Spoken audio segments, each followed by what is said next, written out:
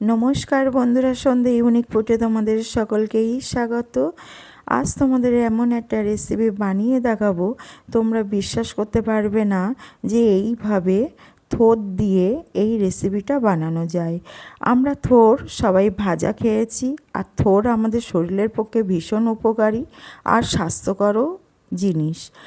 এবার দেখো, আমি থোড়গুলো এরকমভাবে কুচি কুচি করে কেটে নিয়েছি। এবার থোড়গুলো একটা মিক্সার বোলের ভিতরে দিয়ে দিচ্ছি। থোড়গুলো সব দেওয়া হয়ে গেলে আমি 5-6টা কাঁচা লঙ্কা দিয়ে দেব, আর 30 গ্রাম চীনা বাদাম দিয়ে দেবো। চীনা বাদাম দিচ্ছি তার কারণ থোড় দিয়ে একটা কাঁচা কাঁচা গন্ধ বেরোয়, সেটা বাদাম দিলে মানে খেতে ভালো লাগবে। তোমরা বাদামের পরিবর্তে পোস্তও ব্যবহার করতে পারো। দেখো, 1/2 চামচ জিরের গুঁড়ো দিয়েছি, পরিমাণ মতন হলুদ দিয়েছি, আর একটু লবণ দিয়েছি। লবণ আমি খুব বেশি দেব না, তার কারণ থোড় যেহেতু একটু লবণ লবণ ভাব লাগে, তাই স্বাদ বুঝে লবণ দিয়েছি। আর আমি সব জিনিসগুলো জল ছাড়াই বেটে নিয়েছি, একটু জল দিলে হবে না, থোড় দিয়ে একটা জল বেরোবে, সেই কারণে জল ছাড়াই বেটে নিতে হবে। আর দেখো, আমি 4টে ডিম আমি থোড় বাটনার ভিতরে দিয়ে ভালো করে মিশে নিচ্ছি। এখানে আমি 4টে ডিম ব্যবহার করিনি, আমি 5টা ডিম দিয়েছি, তার কারণ থোড়ের বাটনাটা একটু বেশি হয়ে গেছে, তাই ডিমের পরিমাণটাও বেশি দিতে হবে। এবার দেখো, আমি মোল্টের ভিতরে সাদা তেল দিচ্ছি, দিয়ে মোল্টের চারিদিকে মাখিয়ে নেব। এইভাবে মাখিয়ে নিতে হবে। তোমরা চাইলে ঘি মাখিয়ে নিতে পারো। তোমরা যারা এখন আমার চ্যানেলটা সাবস্ক্রাইব করোনি, তোমাদের কাছে আমার অনুরোধ থাকলো তোমরা দয়া করে আমার চ্যানেলটা সাবস্ক্রাইব করে দিও। এবার আমি আগের থেকে থোড়ের যে ব্যাটার বানিয়ে রেখে দিয়েছি, সেই ব্যাটারটা মোল্টের ভিতরে দিয়ে দেখো, চামচ দিয়ে আমি চারিদিকে সমান করে দেব। এইভাবে চারিদিকে সমান করে দিতে হবে। দেওয়ার পরে 7 থেকে 8 বার এইভাবে ঝাঁকুনি দিতে হবে, তার কারণ ভিতরে যদি একটু ফাঁক থাকে তবে সেটা ঠিক হয়ে যাবে, কেকটা ভালো ফুলবে আর ফেটে যাবে না। এবার আমি একটা গামলা আগের থেকে গ্যাসে বসিয়ে দিয়ে 5 মিনিট প্রি হিট করে নিয়েছি। এবার থোড়ের মোলটা আমি গামলার ভিতরে বসিয়ে দিয়ে ঢাকনা দিয়ে 10 মিনিট হাই ফ্লেমে রেখে দিয়েছি, আর 20 মিনিট লো ফ্লেমে রেখে কেকটা বানিয়ে নিয়েছি। এবার দেখো, কেকটা আমি একটা পাত্রেই তুলবো, তার আগে ভালো করে ঠান্ডা করে নিয়েছি। ঠান্ডা করে নেওয়ার পরে একটা চাকু দিয়ে চারিদিকে এইভাবে কেটে নিচ্ছি, নইলে মোল থেকে কেকটা উঠবে না। এবার একটা পাত্রে এইভাবে রেখে দিয়ে ওপর থেকে একটু বাড়ি মারলেই কেকটা পুরো থালায় পড়ে যাবে। দেখো কত সুন্দর কেকটা হয়েছে। এবার আমি একটা ছুরি দিয়ে পিস পিস করে কেটে নেব। এইভাবে একদিকে ধরে তারপরে এইভাবে চাকু দিয়ে পিস করে নিতে হবে। তোমাদের কাছে আমার অনুরোধ থাকলো, আমার ভিডিওটা প্রথম থেকে শেষ অবধি পুরোটা দেখো। আমি এখানে থোড়ের কেকটা চৌকোভাবে কেটে নিচ্ছি, তোমরা যেমন খুশি কেটে নিতে পারো।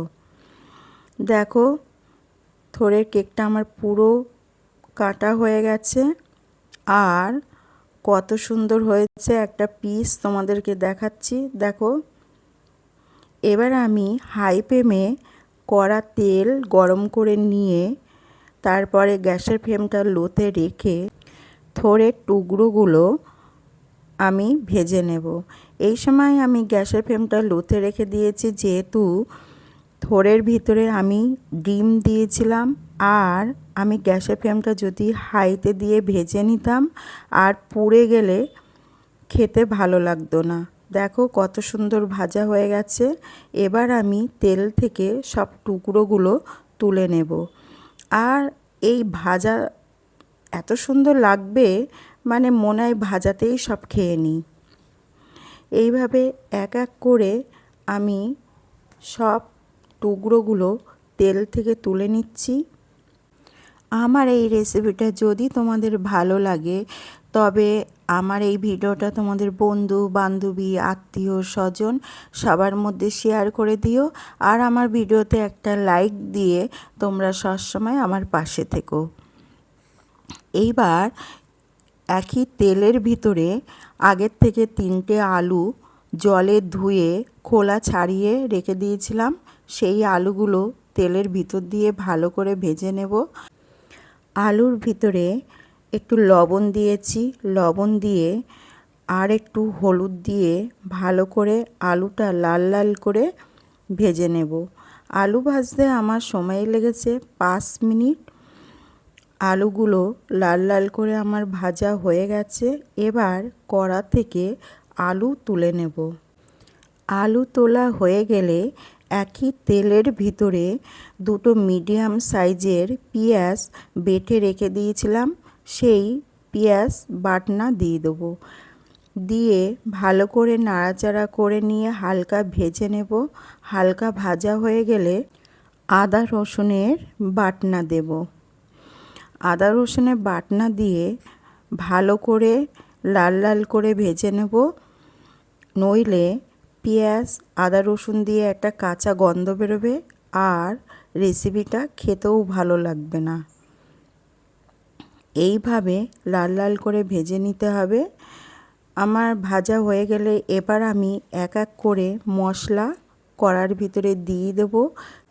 স্বাদ মতন লবণ দিচ্ছি, যেহেতু আগে থোড় বাটনার সময় লবণ দিয়েছিলাম, আবার আলু ভাজার সময়ও লবণ দিয়েছি, তাই লবণটা স্বাদ বুঝে দিতে হবে। 1 চামচ ধনের গুঁড়ো দিয়েছি, 1 চামচ জিরের গুঁড়ো দিয়েছি আর পরিমাণ মতন হলুদ দিয়েছি আর 1/2 চামচ লঙ্কার গুঁড়ো দিয়েছি।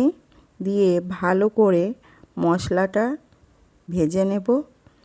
মশলা ভাজার সময় আমি একটু জল দিয়েছি, জল দিয়ে 1 থেকে 1.5 মিনিট মশলাটা কষে নিয়েছি। এইভাবে মশলাটা অনবরত নাড়াচাড়া করতে হবে। আর যদি মশলা একটু কড়ার তলায় লেগে যায় তবে জল দিয়ে মশলাটা ভালো করে কষে নিতে হবে। মশলা কষা যদি ভালো হয় তবে সেই রেসিপিটা খেতেও ভালো হয়। এবার দেখো আমি 1 চামচ চিনি দিয়েছি আর 1 চামচ কাশ্মীরি লঙ্কার গুঁড়ো দিয়েছি। কাশ্মীরি লঙ্কা গুঁড়ো দিয়ে ভালো করে মশলাটা কষে নেব। নিয়ে 50 গ্রাম টক দই ফ্যাটিয়ে রেখে দিয়েছিলাম, সেই টক দই কড়ার ভিতরে দিয়ে ভালো করে মশলার সঙ্গে মিশে নিয়ে 5 থেকে 6 মিনিট কষে নেব। এই সময় গ্যাসের ফ্লেমটা অবশ্যই লোতে রেখে দিয়ে টক দই মশলার সঙ্গে কষে নিতে হবে। টক দই দেওয়ার সময় গ্যাসের ফ্লেম হাইতে দিলে হবে না, সবসময় লোতে রেখে দিয়ে মশলা কষতে হয়। এবার দেখো আমি ভাজা আলুগুলো মশলার ভিতরে দিয়ে দিয়েছি, দিয়ে আরও 4 থেকে 5 মিনিট গ্যাসের ফ্লেম লোতে রেখে কষে নেব। আলু আমার কষা হয়ে গেলে 1/2 লিটার জল আমি কড়ার ভিতরে দিয়ে দেবো। দিয়ে নাড়াচাড়া করে মশলাগুলো জলের সঙ্গে মিশে নেব। এবার একটু ফুটে গেলে আমি স্বাদ মতন একটু চিনি দেব।